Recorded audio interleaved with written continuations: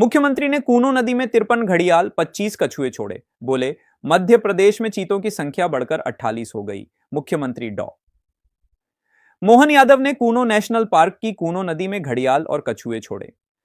इस मौके पर उन्होंने कहा कि यह कदम पर्यावरण और पर्यटन दोनों के लिए बहुत अहम है। राष्ट्रीय चंबल अभयारण्य की ओर से आयोजित इस कार्यक्रम में मुख्यमंत्री ने लुप्त हो रहे जीवों को बचाने की बात कही। उन्होंने पालपुर किले के सामने कूनो नदी में कुल 53 घड़ियाल और 25 कछुए छोड़े।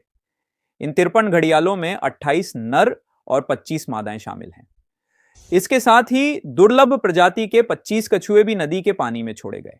मुख्यमंत्री ने साफ किया कि राज्य सरकार वन्य जीवों की सुरक्षा और उनके संरक्षण के लिए पूरी तरह गंभीर है। चंबल लहर, राघवेंद्र करेरिया। वन्य जीवों का एक तरह से स्वर्ग समान है।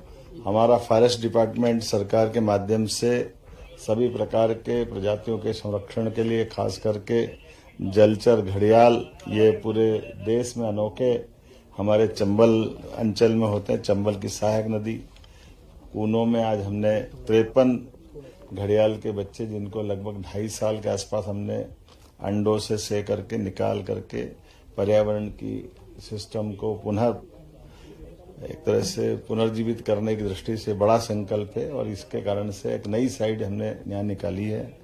ये पर्यटकों के लिए भी अद्भुत अच्छा अनुभव रहेगा और पर्यावरण के लिए भी उतना ही महत्व का रहेगा। घड़ियाल, मगरमच्छ ये नदी के जीवन में प्रकृति के साथ अद्भुत तालमेल करते हैं। न केवल नदी की सफाई रखते हैं, बल्कि हमारी ये बहुत हजारों साल पुरानी उस डायनासोर जमाने के बचे हुए प्राणियों का अवशेष, लेकिन जीवन की निशानी है।